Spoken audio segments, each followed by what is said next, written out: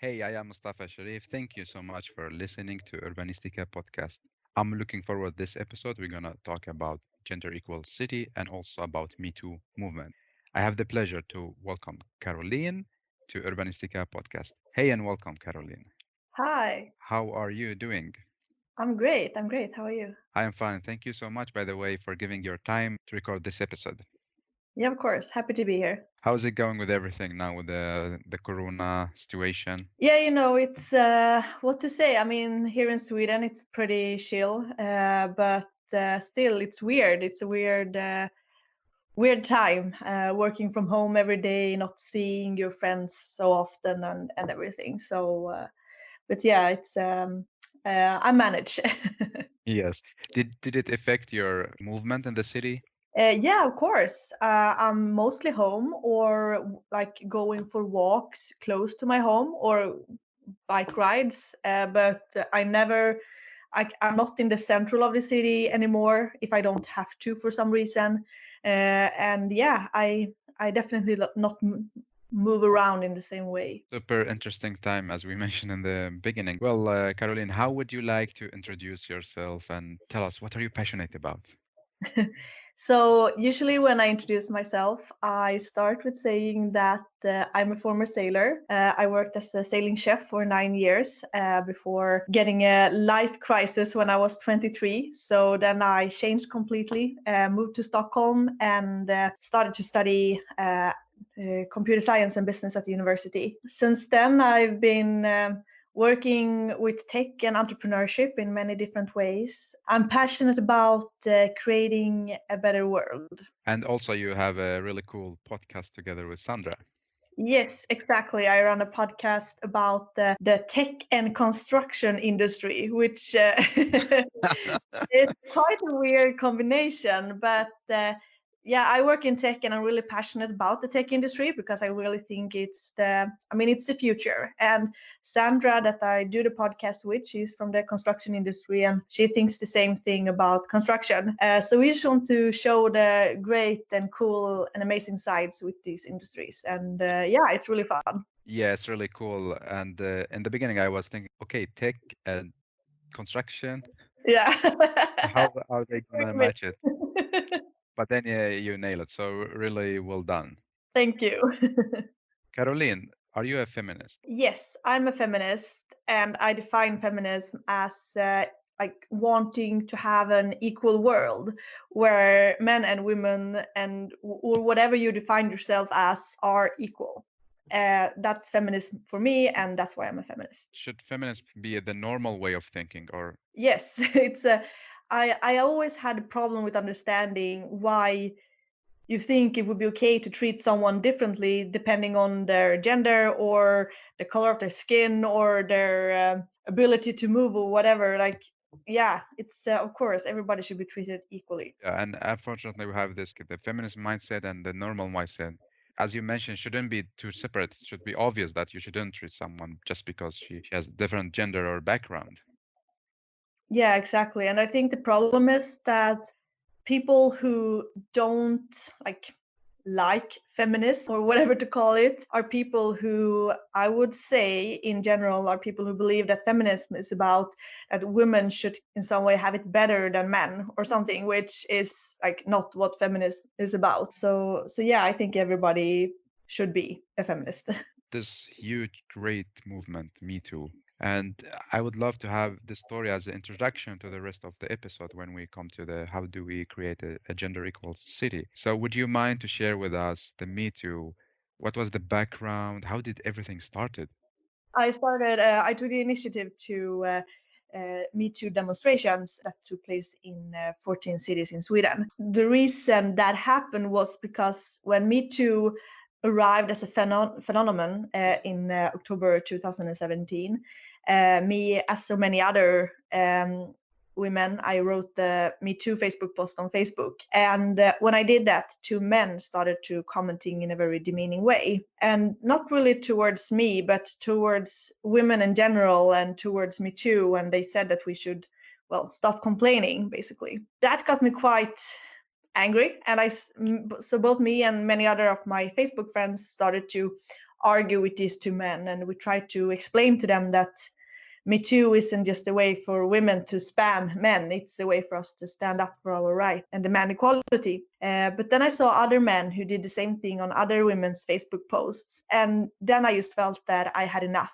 and that I need to do something. And I didn't really know what at the time. But I started a Facebook event and I wrote, we need to do something.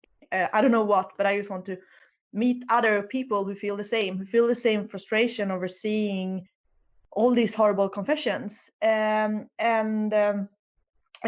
did that on a Tuesday evening, and Wednesday morning it had all just exploded into this big crazy thing. And then during 5 days, me and some other people together just put it all together and managed to start this demonstration in 14 different cities, which looking back, feels incredible to have been part of. Are you still keep organizing it, or this just something happened in the past and Yeah, so the demonstration only happened once. There has been talk about doing it again, like on the same date or something every year to keep it going. But that hasn't, to be honest, happened the last 2 years, so 2018 and 2019. Maybe 2020 is the year. But what we did afterwards was that we started up an organization called Metoo Sweden for to continue the work. I didn't continue to work in that organization, but there are other people who are still working in it and keeping it alive. So they are doing a lot of great work in regards to Me Too. yes? And what made you to take this decision that okay, I had enough? Yeah, but it was this that I saw that so many men was commenting in a way that they just thought like a lot of women were putting their heart out there. Like it's a hard thing to do, to write like a post and confess that you have been a victim of sexual harassment or sexual violence or whatever. I mean, that's a big thing to do. And for me it was a big thing to do, and I know that for a lot of other women who did wrote those posts, it was a big thing to do. And then to see men saying that, like laughing at my friends, my coworkers, my family members who have put their heart out there, see them laughing at them and saying to them that this is silly, you should stop doing this, you are just making too big thing out of this. That just made me really angry, and it made me realize that there are so many people out there who don't understand how serious these problems are. And yeah, that anger just made me feel that I have to act in some way. Yeah, and I think it was completely the right act to talk about it and keep silent about such topic, such important Yeah, topic. I mean the problem is, or still is, but maybe even more before Me Too, that I think a lot of, especially women, felt very alone because you didn't really like. Obviously, you knew that other women also uh, had been victim of this type of treatment and crimes, but I think that in some way you still felt alone. You still felt that this has only happened to me, or maybe it happened to others, but those women acted upon it. If someone, for example, are sexually harassing you and you don't say anything back, like you just take it, I think that is some type of shame in that as well. Do you understand what I mean? That you are Yes, ashamed of, exactly. Yeah. I should have been so strong and I should have said no and whatever, and you didn't do that.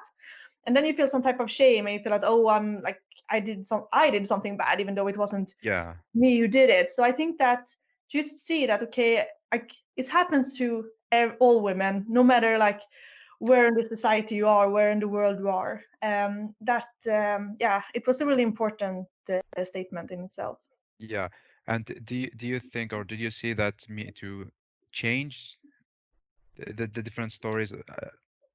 What did you notice after the organizing the Me Too here in Sweden? I mean, here in Sweden, we are pretty like far. We have come pretty far in these questions already, which I think was an important part in that Me Too became so big here. Me Too became bigger in Sweden than anywhere else in the world. If you look on the number of Google search on Me Too, it was actually, I think, 3 or 5 times as high in Sweden as in the Netherlands, and the Netherlands was the country in the world with the next most amount of Google search on #MeToo around that time. So it became really, really big in Sweden. So what I saw, I saw that the climate of talking about this changed a lot. Before, you couldn't, like, if you were talking about equality or you were talking about sexual harassment or sexual violence, people were looking at you and like, oh, okay, there's a crazy feminist, basically. But after Me Too, it was okay to talk about these issues almost everywhere. I could talk about it on the coffee break at work with my coworkers. I could talk about it at the party with my friends.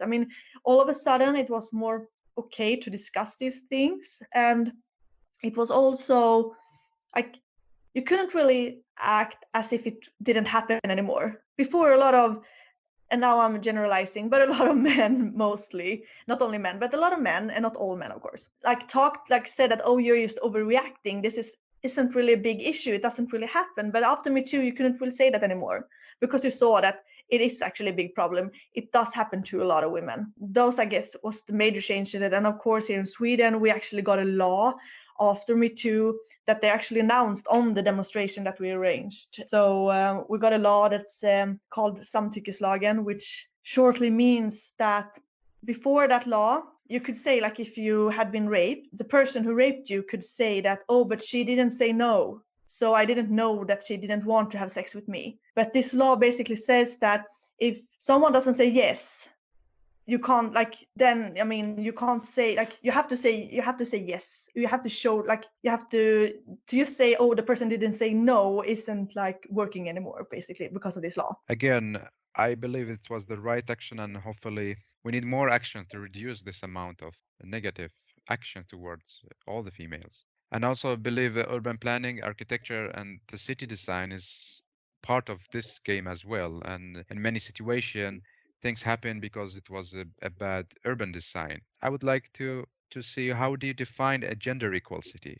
It's a city that is built for everyone. One thing that comes to mind, and that's not maybe about building a city, more actually from a construction point of view. So I actually talked about with Sandra about this, that in buildings, the temperature in a building is usually a little bit too cold for females because it's adapted for the male body, because the male body is a little bit hotter in the temperature than the female body. The temperature in the most buildings are a little bit too cold for a woman. And I try to think about something similar in the city, but sometimes, for example, there can be really high steps, which I'm not super short, but I'm quite small.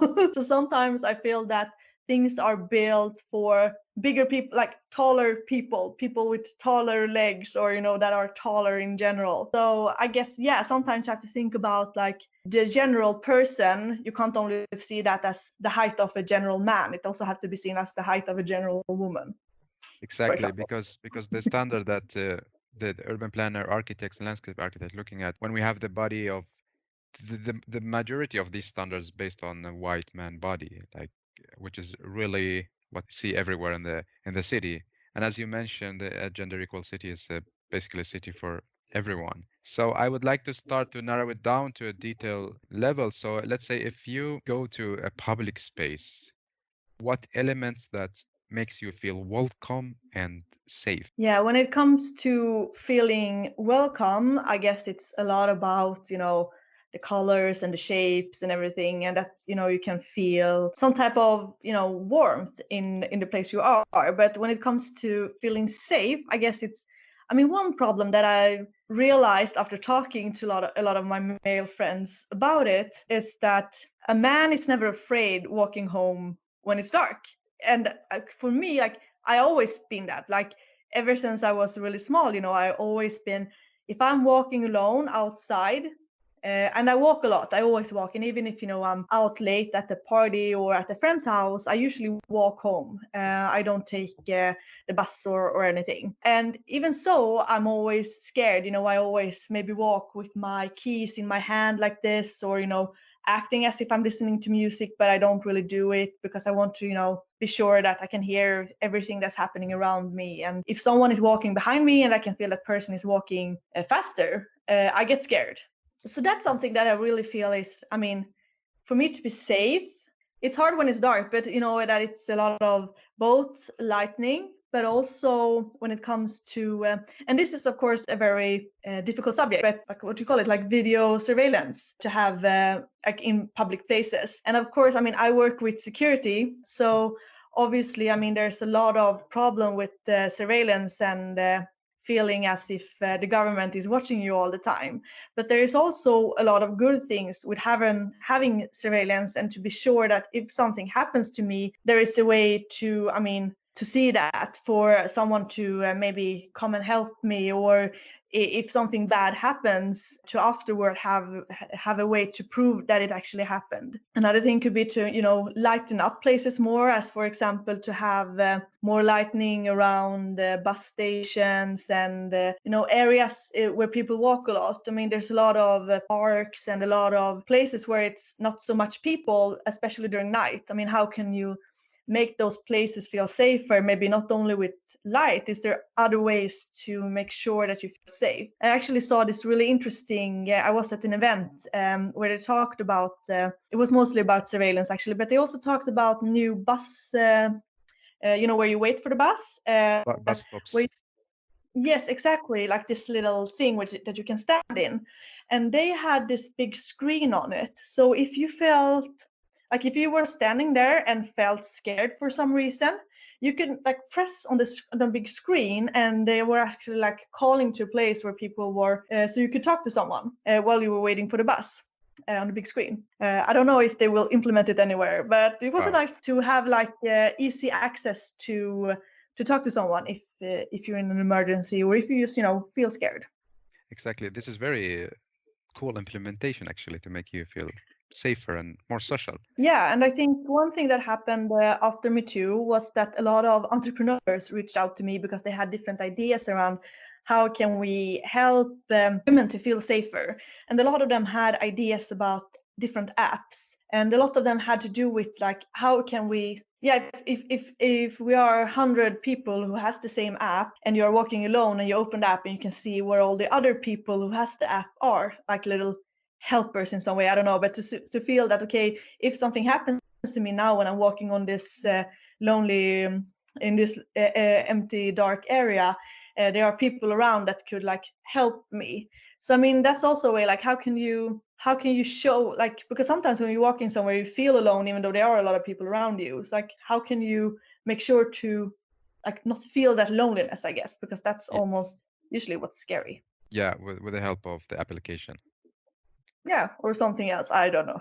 Yes. So, well, let's take the question from the other way around. If you go to a public space or a park, what is make you hate this park?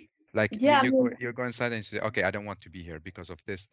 if it's if I'm just shortly staying at this thing of like being scared, the thing that I really hate is if you go to a park or a public space, and because you can mostly those type of places, they are lighten up, but they are lighten up in a way so they feel even more scary. The light is pretty, Yes, yeah, spotlight, what I yeah. mean. Yeah, it's like spotlight. So it's like one place, okay, here you can see, but Yes. you can't see anything around.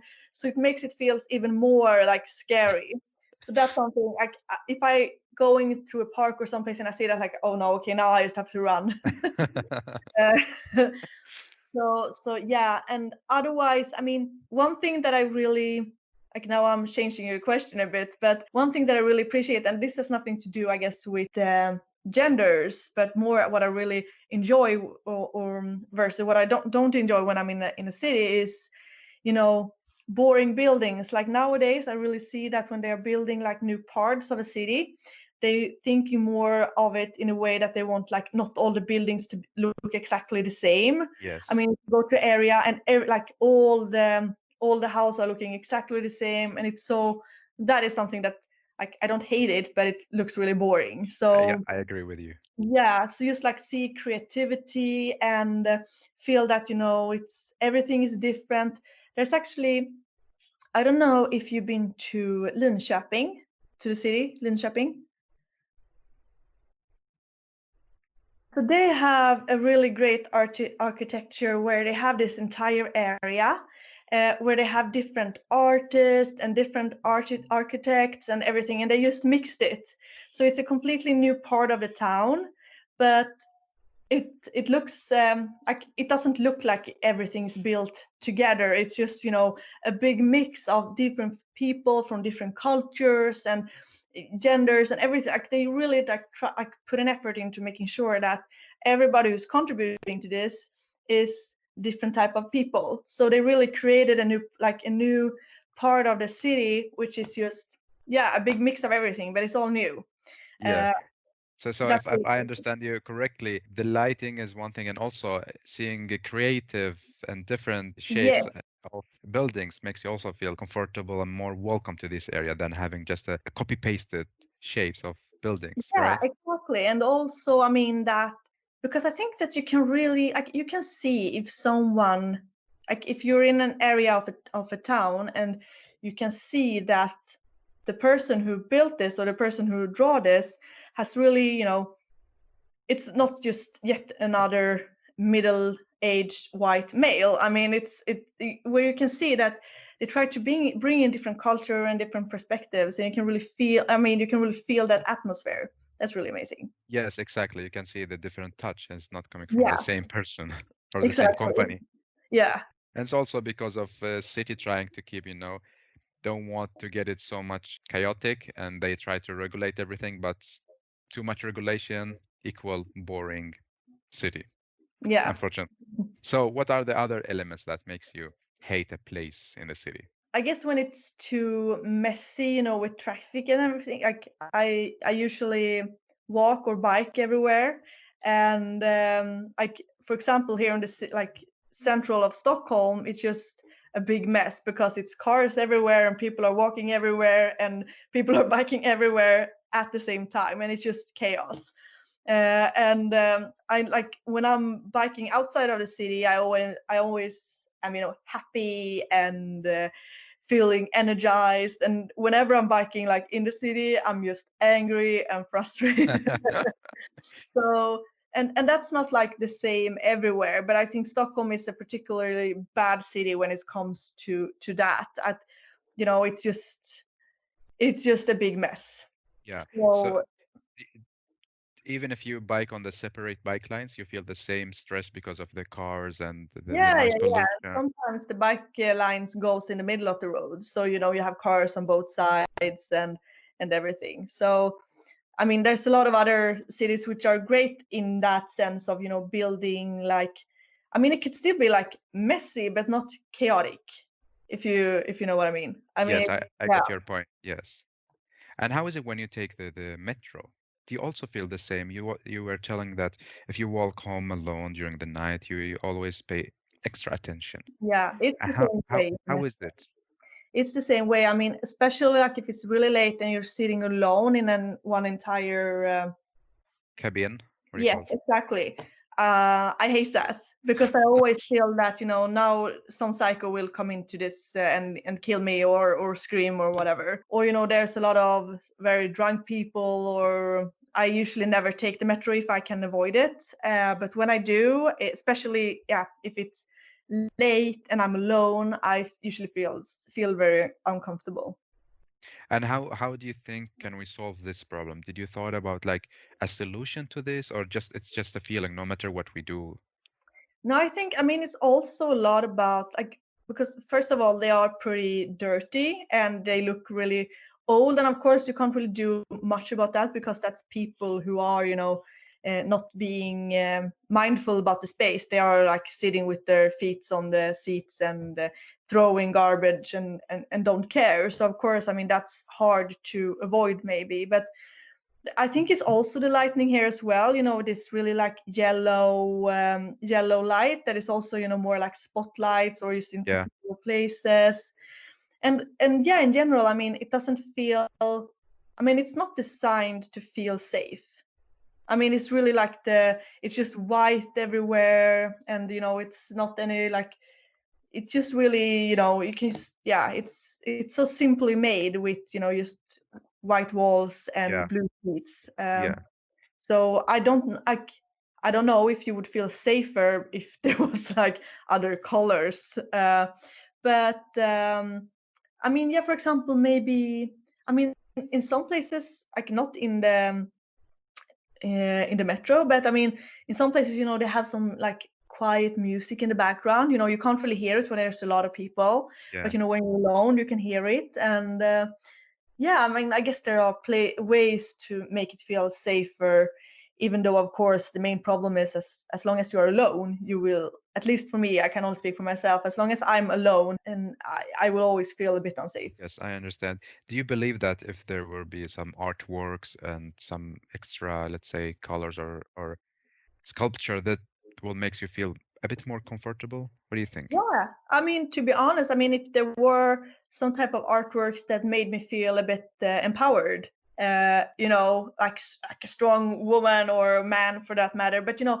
like artwork that made me feel like, you know, yeah, you know, I'm also strong, and you know, I can what I just so on. Yeah, then of course, I think that could. So more motivational Yeah, artwork. exactly. Yeah. Just make you kick anyone who Yeah, tries exactly. to. Like you can do this. That will be really great, to be honest. Yeah. Maybe they can have some like show you how to do good karate moves or something. Exactly. Like how to kick someone in 3 steps. Yeah, exactly.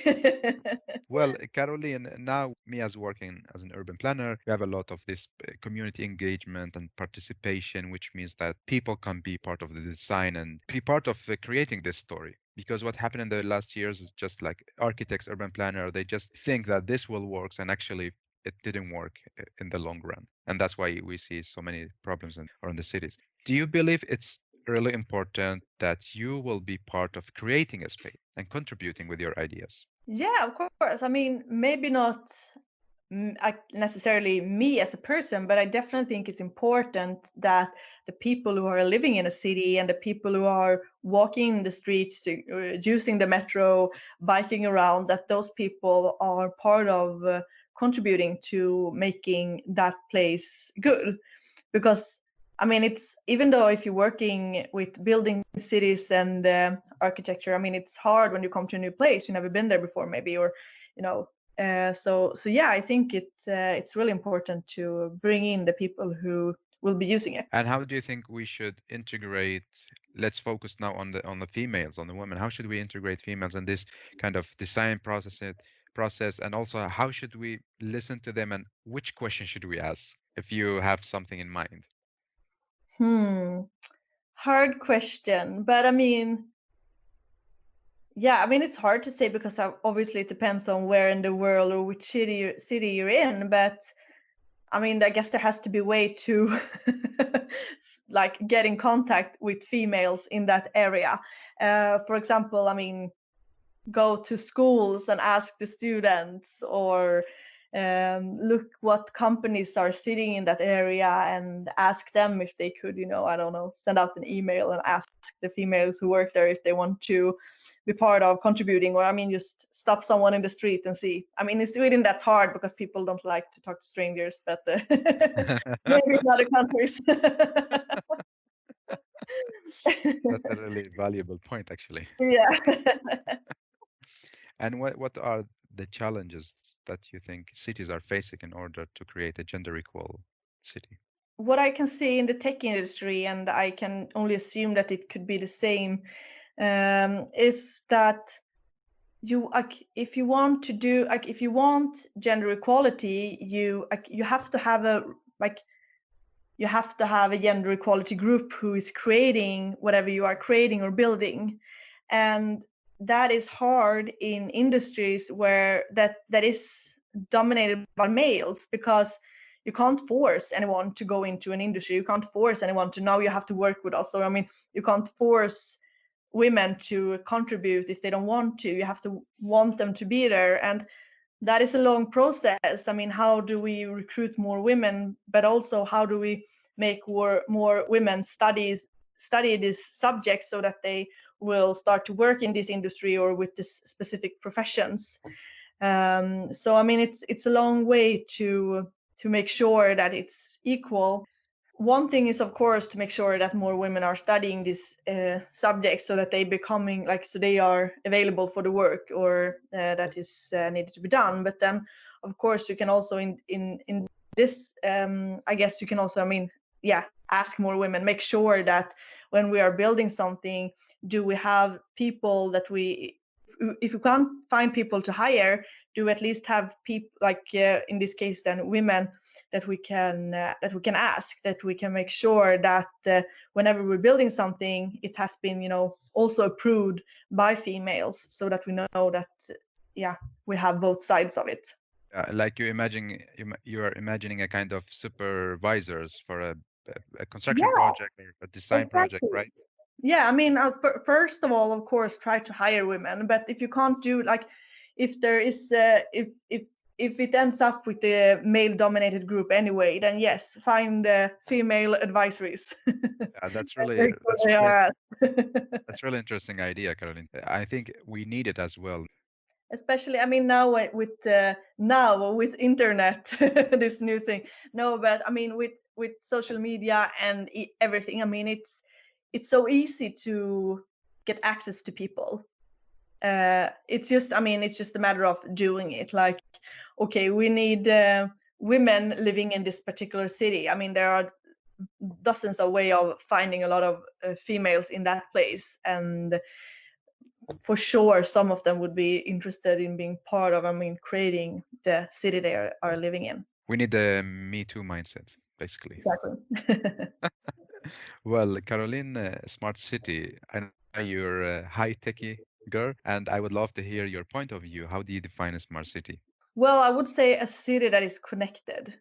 I mean, where everything is built in a way so that it works together, so that it's not only about looking beautiful, but it's also working. For example, that you have, I mean, yeah, that you have smart metro stations that are connected to everything else and so on. So, I mean, it's hard to like how to define it, but I would say connected, like everything is connected and makes sense together. So you mean the systems, the different systems are connected in one big digital ecosystem, right? Yeah, exactly. And do you think Stockholm is a smart city? I think it's getting smarter. I wouldn't say that it's super smart yet, but I know they are working on it a lot. Once again, I actually think that Linköping is the smartest city in Stockholm, in Sweden, and I think also Malmö and Lund is two cities who are also very high on the smart city list in Sweden. But when I was writing my thesis, when I was a student, we were actually thinking about writing about smart cities from an IoT perspective, of course. And then I know that we were in discussion with the government already then, trying to like see where they were then. But then it was, I mean, they were really starting then, so it wasn't really happening much. But yeah, I know there's a lot of things going on, and I'm looking forward to see where it is in a couple of years. Yes, me too. And you mentioned that it's a connected city. So whose responsibility to connect the different systems? Is it the government, the private corporation? What do you think? I think it's a mix. I think that the government should have a big responsible, but I also think that, I mean, as you can see a lot when it comes to innovation, when it comes to technology and so on, it is private corporations who leads. And I think that they will have to continue to do that, because the government will always be a step behind. I mean, at least for now. But so I think a corporation need to put pressure on the government, and then the government need to act. And you work in so many different companies and study in different universities. So do you think that there's a willing between companies to connect their systems, or we still have this competition and fight? I can see more and more the companies want, like, understanding the importance of working together and connecting things together. Sometimes, of course, there's still some fighting going on, but I don't see that so much anymore. I mean, especially not when it comes to new companies, because they understand. They understand how important it is, and they understand that if they work together, they can create something much cooler. And I also think that now, I mean, during Corona times, you can see that even more companies understanding and people understanding that, I mean, if we work together, we can come up with really cool new smart solutions that will make our lives better. Yeah. And what do you see? Are we going toward a smart city, or how? Yeah, definitely. I mean, to have a smart city, at least in Sweden, I don't know how it is in the rest of the world, but in Sweden, that is really like something that everybody's talking about. Like, we want to have the smartest city. I feel that every time when you're in some type of meeting with anyone in the government or anyone working with IoT or whatever, that's everything they're talking about. So we're definitely going towards smarter cities. And I mean, the only like problem is that technology needs to. I mean, we're not really there yet when it comes to technology. I feel that a lot of times when we talk about different technical solutions, we tend to talk about things that will happen in maybe 5 or 10 years. There are not like developed things yet, but definitely, I mean, there is a lot of cool things happening and a lot of cool projects starting. So in a few years' time, I think we will see a lot of cool changes. Yeah, good to hear that. Yeah. Smart. Yeah. Well, Caroline, it was so inspiring and so interesting to have this conversation with you. Again, thank you so much for giving your time to the podcast. Yeah, thank you. It was really cool talking about cities and architecture. I don't do that so often, so it was really fun. Thank you so much. So, how would you like to summarize what we talked about in 3 takeaway messages for all the listeners that listen to you? Okay, good.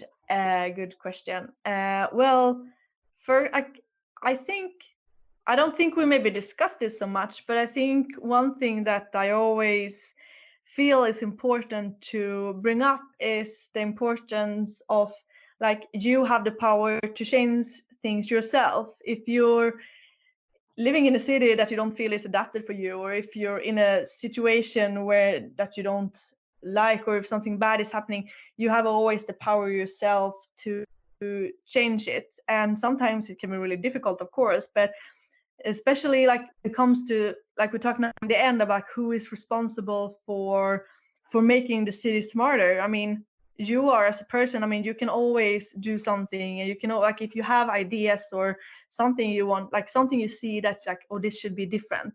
I mean, try to change it yourself, because I think we all have the power in us and the responsibility to be part of creating tomorrow. What else? Yeah, okay, so one we talked about it now a little bit in the end, and I also think that's always important to say that, I mean, we can do a lot of cool things with technology, but we also a lot of the times we tend to talk too much about the future of technology instead of talking about where are we right now, like where is technology right now. So when building a smart city, if you are not on the technical side but on the, for example, the architectural side or the build the city side, I mean, try to really understand what is possible with technology today, because sometimes I think that we think that everything is possible, which is not is right now, of course.